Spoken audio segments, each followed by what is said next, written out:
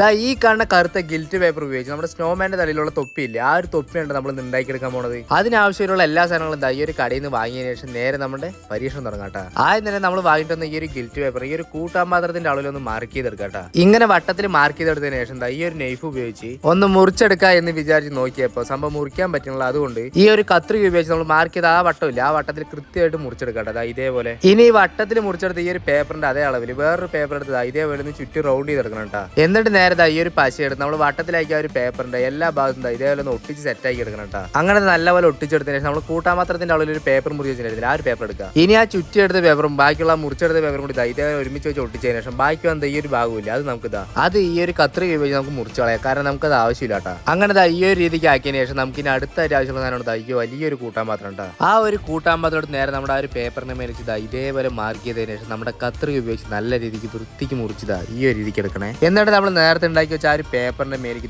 ഇതേപോലെ ഒന്ന് വെച്ച് ഒട്ടിച്ചും കൂടി എടുത്തു വരണം. നമ്മുടെ തൊപ്പിന്റെ പണി ഏകദേശം ഫുൾ ആയിട്ട് ഈ ഒരു രീതിക്ക് വന്നിട്ടുണ്ട്. പക്ഷേ ഇങ്ങനെ കാണുമ്പോൾ വലിയ ഭംഗിയൊന്നും തോന്നിക്കാത്തതുകൊണ്ട് ഈ ഒരു ചുവന്ന കളറുള്ള ഗിൽറ്റ് പേപ്പർ എടുത്തതിന് ശേഷം അത് ഇതേപോലെ ഒന്ന് മുറിച്ചെടുക്കുക. ഒന്നല്ല രണ്ടെണ്ണം മുറിച്ചെടുക്കണം. അങ്ങനെ അതും കൂടി എടുത്തതിന് ശേഷം അതിലൊന്ന് വെച്ച് ഒട്ടിച്ചും കൂടി എടുത്തു പറയണ്ടേ. നമ്മളുണ്ടെങ്കിൽ സ്നോമാന്റെ തൊപ്പി അടിപൊളി റെഡിയാക്കി വന്നിട്ടുണ്ട്. അപ്പൊ അടിപൊളിയായിട്ടുണ്ടോ ഇല്ല ജസ്റ്റ് ഒന്ന് കമന്റിലൂടെ പറയാം. പിന്നെ ഈ ഒരു വീഡിയോ ഇഷ്ടപ്പെട്ടു പറഞ്ഞ വീഡിയോയിലേക്ക് ചാനൽ സബ്സ്ക്രൈബ് ചെയ്യാൻ മറക്കല്ലേ.